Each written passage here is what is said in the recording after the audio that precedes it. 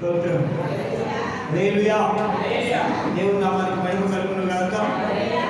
ఈరోజు 99వ కీర్తన ధ్యానం చేస్తున్నాం. ఈ కీర్తనలో ఉన్న అమూల్యమైన సారాంశం ఏంటయ్యా అంటే దేవుని పరిశుద్ధత. దేవునికి స్తోత్రం. ఏంటంట?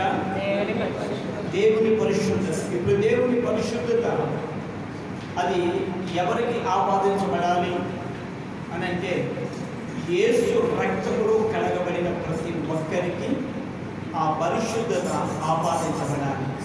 దేవునికి స్తోత్రం. హల్లెలూయా. ఈ కీర్తన నువ్వు చదువుతున్నప్పుడు, ధ్యానం చేస్తున్నప్పుడు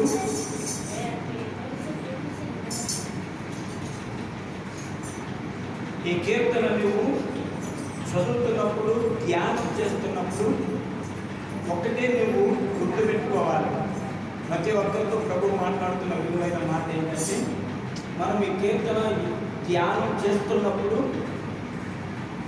ఈ కీర్తనలో ఉన్నటువంటి అమూల్యమైన సత్యము, మర్మము మన జీవితంలో ఆపాదించబడను కనుక.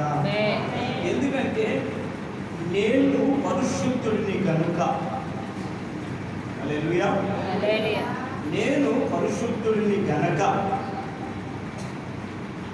ఆయన పిల్లలమైన వారు ఏమై ఉండాలంటే పరిశుద్ధులై ఉండాలి. దేవునికి స్తోత్రం. అపవిత్రతతో బ్రతుకుతున్న, జీవిస్తున్న మీ జీవితానికి యేసు రక్తము ద్వారా కడగబడుతున్నావు కాబట్టి, కడగబడి ఉన్నావు కాబట్టి నీకు దేవుడు ఆయన పరిశుద్ధతని ఇస్తూ ఉన్నాడు. ఆమేన్. అయితే మనము ఆ పరిశుద్ధతను కాపాడుకోవాలి. ఏం కాపాడుకోవాలి?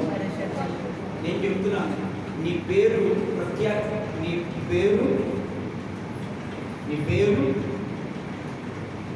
నీకున్న ప్రత్యేకమైనటువంటి స్థితిని నువ్వు కాపాడుకోకపోయినా పర్వాలేదు.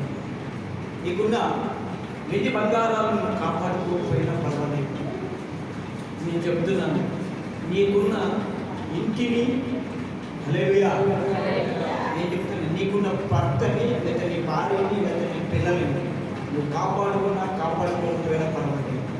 కానీ పరిశుద్ధతను మాత్రం కాపాడుకోవాలి. ఆమేన్.